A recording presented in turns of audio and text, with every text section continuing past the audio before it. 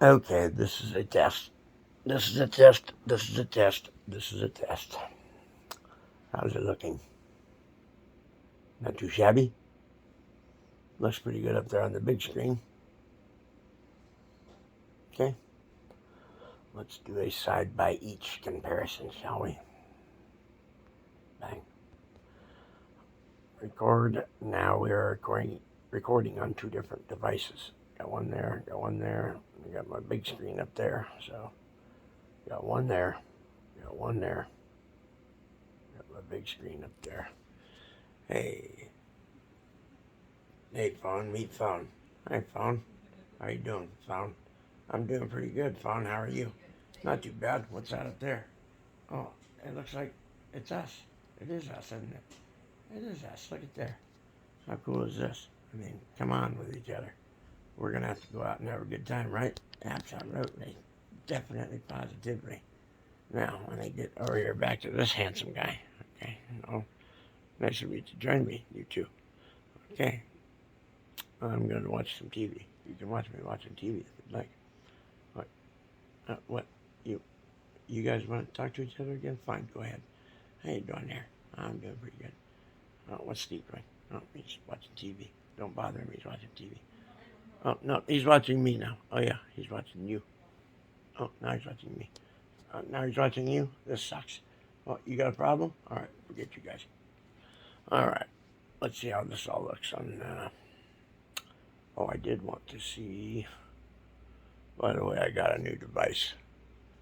This device here is now going to be recording me.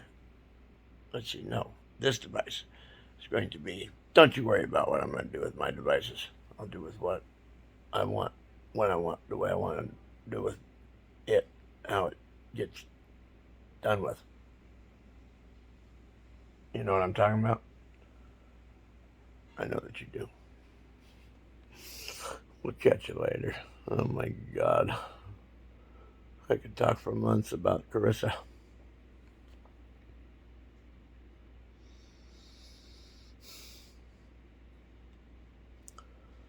That girl is so messed up in the head. She's got post traumatic stress disorder, multiple personalities, um, extreme drug addiction problem, extreme social anxiety issues, panic attacks. She has anger management problems. You wouldn't believe the problems this girl has. Uh, I tried so hard.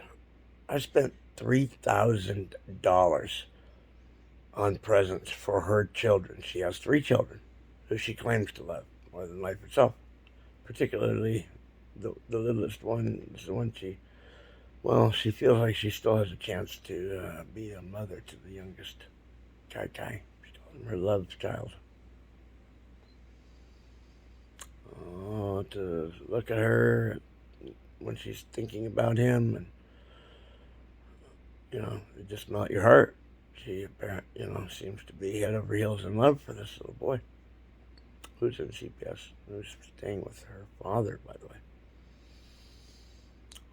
Her father apparently, he's my age. He hung out with friends that, okay, some of his best friends were my best friends growing up in high school and whatnot. We've been, 1 degree of separation away from each other our whole lives here in this town, and we never, I've seen him around playing softball and whatnot. He was a umpire. Uh, One of my best friends growing up in high school, Paul Whittick. Used to play a lot of pool with him. He lived with me for a long time. We drank a lot together. We partied a lot together. We uh, played, sports a bit. Went fishing a lot together. He got drafted by the Los Angeles Dodgers in 1992. The year we were to graduate high school, I can't remember if he actually finished and got his degree or if he went to play for the Dodgers that year. They were having a big strike thing, if I remember right. Um, and he was like on like a replacement team or something. You know, the major league, it was all buggered up. Players were on strike, if I remember right. So they brought in, a bunch of guys to play, and he was catcher. And if I remember right, Pena was his name, Jose Pena, catcher for the Dodgers. Um, well, he was a badass, and Paul had to hope and pray that he could fill in behind him. Well, the guy was a superstar. And Paul knew it, and he therefore spent all of his time drinking and gambling and partying, and they fired him. Lost that opportunity. That was a real bummer. But Chris's dad actually knows him very well, and some other friends of mine growing up very, very well. Like hangs out with them a lot. So we're that close to one another, but never really met, so to speak. I was doing all kinds of different things when I was younger. I didn't party and stuff as much as a lot of people like to think. I worked my ass off. I worked my ass off. And when I wasn't working my ass off, I was working my ass off to become the greatest salmon and steelhead fisherman that could be. I had a passion for the outdoors and studied it and lived it, loved it, all of it.